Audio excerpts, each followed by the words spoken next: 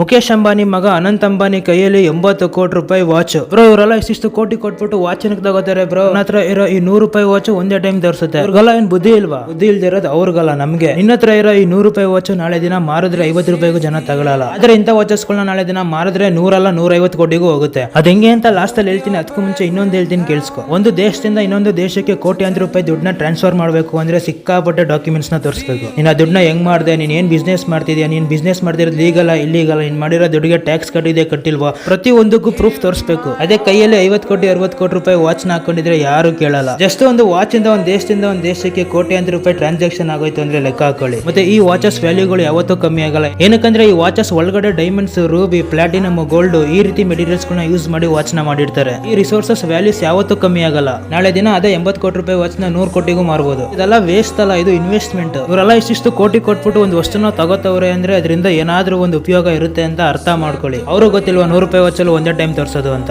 so really